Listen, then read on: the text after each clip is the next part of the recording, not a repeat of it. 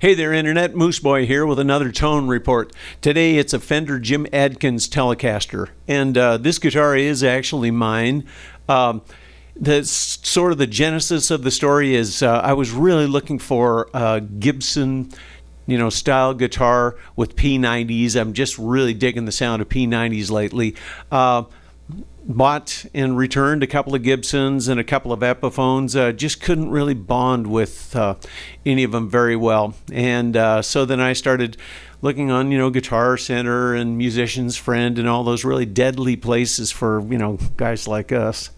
And came across this really funky looking Telecaster, this Jim Adkins Telecaster. And, I'm not going to lie to you, I had no idea who Jim Adkins was. And he's the lead vocalist and guitarist in a band called Jimmy Eat World, which is kind of an alternative rock or whatever it's called nowadays. And, so I wasn't looking to be a Jim Adkins clone because didn't know who he was. But the upshot of the story is that he collaborated with Fender on this Tele and came out with this really cool guitar that in my mind is almost more Gibson than Fender. And that's not a slight towards either company, believe me. I was just in the mood for something Gibson-y with P90s. So I found this, bought it, played it, and just totally fell in love with it. So let's take a look at the specs. Okay, the body is semi-hollow ash, and the neck is maple. They're both finished in a gloss urethane. The neck shape is a modern C shape, feels great. Scale length, and here's where it starts getting funky, is 24.75. That's Gibson scale length on a Fender. Interesting. Fingerboard material is rosewood. The radius is 9.5, so it's kind of back into Fender territory. 22 frets. The fret size is medium jumbo, so that's a little more like Gibson. The nut material is synthetic bone, and the width is 1.65. The bridge pickup is a Seymour Duncan SP93B, and the neck pickup is a Seymour Duncan SP90 1NRWRP, which is a vintage reverse wound, reverse polarity. As far as the controls go, it acts a lot like a Gibson. It has 2 volumes, 2 tones, and the switching is 3 position. Okay, so the thing that sets this apart from just about every other Telecaster you've ever seen, it's a set neck. It's not a bolt neck, like just about every other guitar that Fender makes. Also, 2-pneumatic bridge, stop tailpiece. This thing really looks, feels, and sounds more like a Gibson than a Fender, but it's got a lot of Fender aspects to it. Okay, so you've heard this guitar a little bit in context with a backing track on kind of a dirty setting. I'm going to go to a clean setting now so that you can hear the pickups, and they're P90s, so they're going to buzz just a little bit more. That's one of the things you got to put up with. So here's the neck.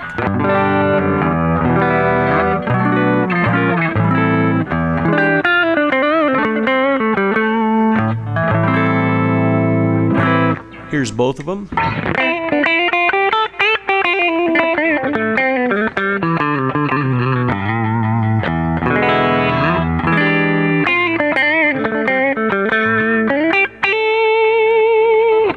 Here's a bridge.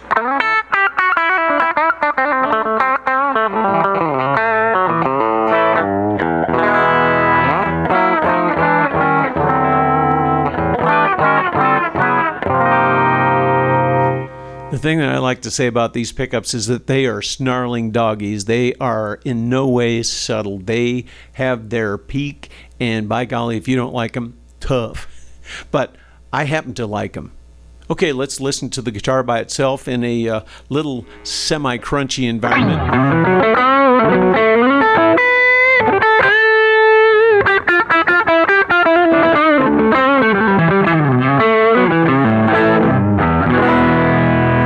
That was neck. Let's go to both.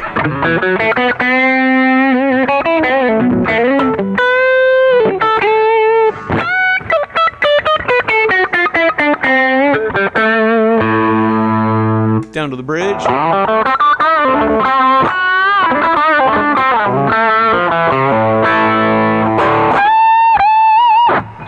Nice. Really like it. Really like it. Again, they're P90s, so they're going to be just a little bit noisier. Something you got to live with. Okay, let's put it back in context here in just a little bit of a crunchy, kind of a bluesy ballad sound.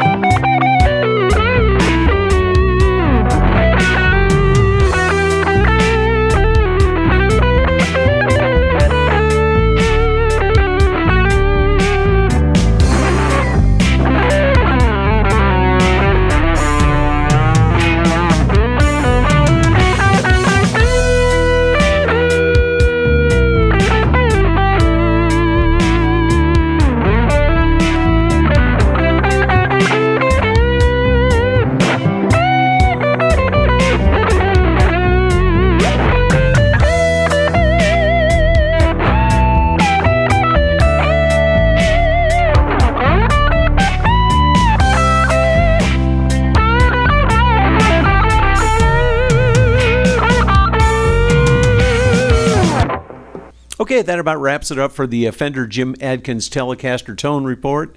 About the only thing that I regret in doing this is that if enough people see this and like it, then I'm not going to be so unique, you know. Oh well, my influence is really wide anyway. Sure it is. I tell myself.